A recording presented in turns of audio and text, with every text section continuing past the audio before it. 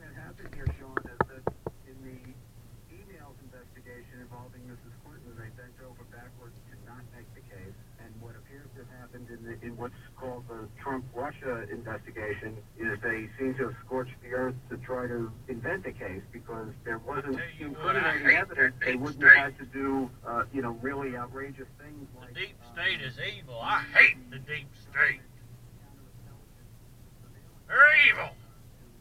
I hate them. I mean, it's a hate. They would have done what you always do. They would have just opened up a criminal case and gone forward. So it seems like what they did was use these extraordinary powers in what amazingly is a situation in which it's the incumbent Democratic administration investigating the Republican presidential campaign, which is just remarkable. I asked you last night about Hillary. There's no doubt 18 U.S.C. 793 Espionage Act was violated when she had a private server in a mom-and-pop bathroom closet, correct? Yeah, I don't think there's any doubt about it, Sean. In fact, I've always thought the biggest head fake of that whole thing was the big argument over whether she was grossly negligent or not.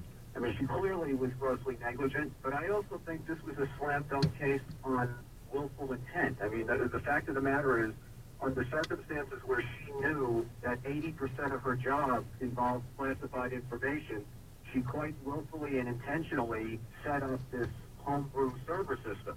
Likely to avoid congressional oversight, right? Right, and I think looking to avoid congressional oversight, Freedom of Information Act, but I've always thought the real motivation, Sean, is that the Clinton Justice Department, I think, was run basically in conjunction and in the service of the Clinton Foundation. And I've always thought that the reason she wanted all of these emails kind of off-site was because she didn't want that to be detectable under the government disclosure.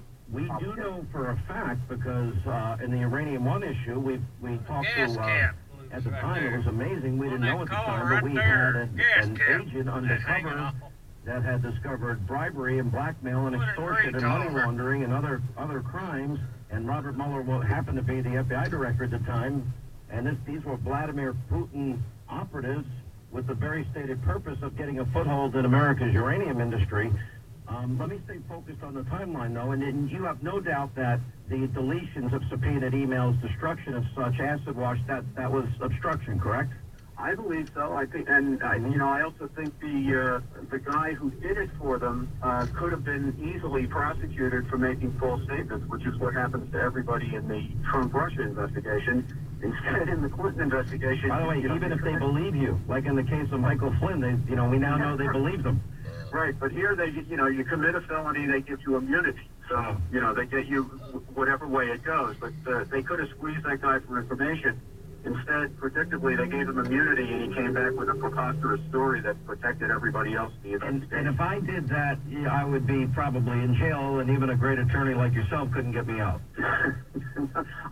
Look at what's happened to these people in this other investigation. I mean, these are the sorts of things that people get prosecuted for. And let's talk about Comey's role, because now Comey is in charge of investigating this. In May of 2016, he and Peter Strzok, who we now know is a huge Trump hater, that they are involved in writing an exoneration, and we know the original drafts talk about foreign intelligence services having hacked into Hillary's server. They talk about the gross negligence standard. But that all gets taken out. He gives a 13-minute speech. They interview her on July 2nd. July 5th, they're exonerating her, and then they're off to the races with the Trump campaign. Yeah, I think the other important aspects of that, Sean, are that we have, I think the number is 22. I could be a little off one way or the other on this. Emails between Obama and Mrs. Clinton when she was Secretary of State. Oh, no, they changed that to a high-ranking Obama administration official, didn't they? Well, before they completely eliminated it entirely from the statement. But I've always thought that was very important because you couldn't have prosecuted Clinton without revealing that Obama had engaged in the same behavior, albeit in a, in smaller comments. In other words, he had to know if she had a private email server. He had to know that, but it also would have been very embarrassing for him if the Justice Department, and not that I think the Justice Department would ever have prosecuted her, but the fact that they couldn't have done it without revealing that he had engaged in the same activities she was being prosecuted for, that would have been completely unacceptable. Do you believe, as I do, that they rigged the investigation to allow her not to face consequences for crimes and to keep her in the presidential race because they favored her? Yeah, I think that's one of the reasons for it. I think, there are other reasons as well, but, some of them having to do with the fact that this all happened under Obama's watch and he was implicated in the conduct.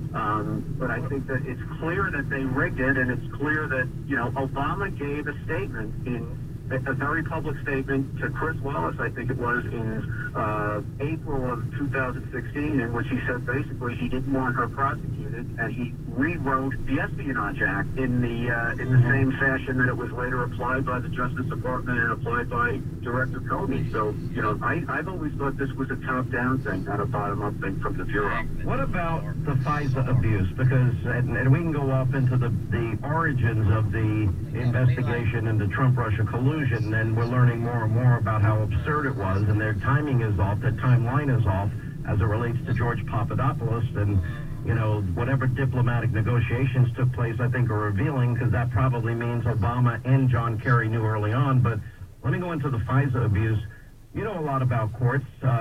You were involved in the prosecution of the blind sheikh, correct? Right. So as the lead prosecutor.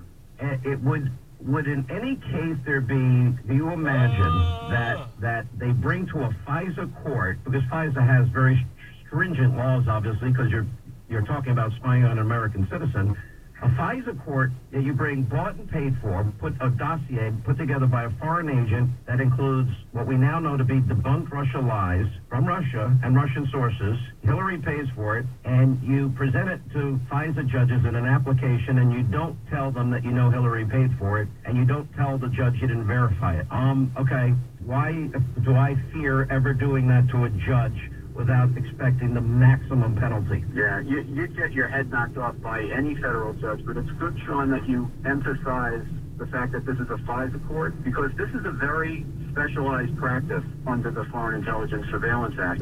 It's one court that, with a very select group of judges, I think there's about 11 or 14 of them, but the only people who get to appear before them are the attorneys in the National Security Division at Main Justice, and they typically care very much about their reputation with the court, because they're very conscious that, unlike the kind of warrants that I used to go in to get, where you always knew there'd be a prosecution at the end of the road, so it was going to be disclosed to defense lawyers and all that stuff, they know that there's no review other than these FISA judges looking at the government application. So the FISA court has a higher expectation from the Justice Department that they are going to play it completely straight. Are you not doing that, that, though? going to hurt them. Doesn't the FISA law require verification, corroboration before you present it in an application? Because remember, the Grassley-Graham memo said it was the bulk of the FISA application, or the application for the warrant. But it's even worse, because we had 3 subsequent renewals. Every 90 days, you've got to renew it. Sally Yates was on one. Rod Rosenstein, he signed off on one, which I think conflicts him out of any role in any of this. But, that means the bulk of information for 4 separate warrants, 4 presentations before 4 FISA judges contains unverified information, and I would argue a lie by omission by not telling the judges that Clinton paid for all this, and that it was a foreign national that put it together, and Russian lies were in there. Yeah, Sean, the very important thing about the fact that they went back 3 times is you have an ethical obligation the minute you learn that something you put in a warrant that a court has relied on is wrong. You need to go back and correct the record. And instead, what they evidently did was continue to come back with the same set of stuff, even though they weren't able to corroborate it. The requirement to verify the information comes from the FBI's practice manual, which is reviewed and basically authorized by the Justice Department. So under their own procedures, they can't bring, or they're not supposed to bring, an uncorroborated warrant application to the FISA court. And obviously, once they knew that Steele had lied to them, which they booted them out of the investigation for, they had an obligation to go back to the court and tell them that.